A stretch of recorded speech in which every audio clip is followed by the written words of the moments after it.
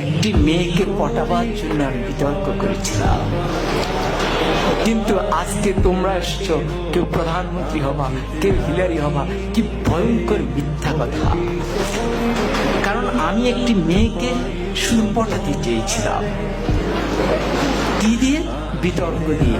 সে আমাকে পাত্তা দেয় না, সে আমার দিকে তাকায় না। আমি তখন অষ্টম শ্রেণীতে পড়ি, শুধু তার দিকে একবার তাকাবো, কি সেই কৌশল, কিন্তু সে তাকায় না। পরে ভাবলাম বিতর্ককে আশ্রয় করি, সেখানে যদি দাঁড়ায় তাহলে মেয়েটি মনে হয় আমার দিকে তাকিয়েই থাকবে। এই আশায় আমি বিতর্ক করেছিলাম।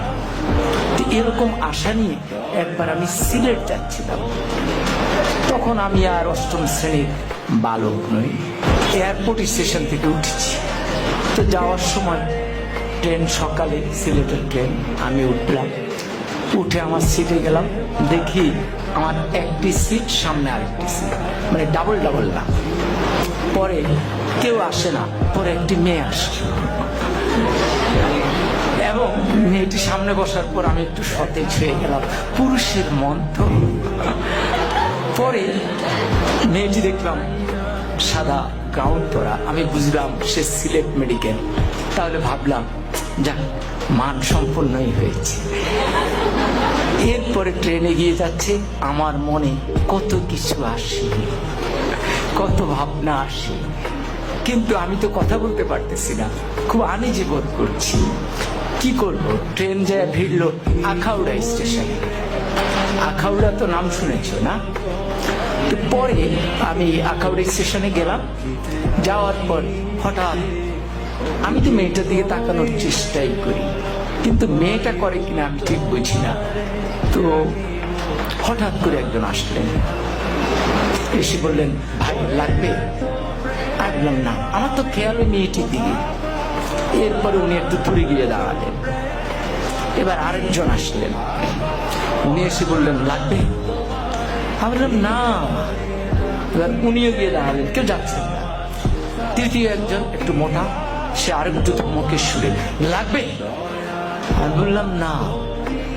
এরপরে চতুর্থ জন আসলেন, উনি এসে বললেন, ভাই লাগবে তো? আমি বললাম না না। এখন এই যতবার লাগবে বলে মেয়েটি ততবার পলকে পলকে আমার দিকে তাকায়। এখন আমি ঠিক বুঝতেছি না কি লাগবে, কি বলে। পরে আমি একটু উত্তেজিত হয়ে চারজনকে ডাকলাম, কি সমস্যা, কি লাগবে? আপনার চারজনই আমাকে ঘিরে দাঁড়িয়েছেন আমার জানালার সামনে। তখন বললো, বলবো তো বলে। বললো, ভাই আমরা হিরোইন বিক্রি করি, আপনাকে দেখে মনে হয় দারুণ ভাবে আপনি হিরোইন।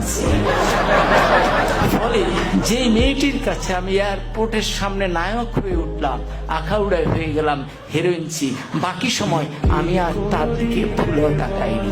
কিন্তু মেয়েটি ওই হিরোইনসি বলার পর যে মুস্কি হাসি দিয়েছে, সে হাসিটি আজও আমি ভুলিনি।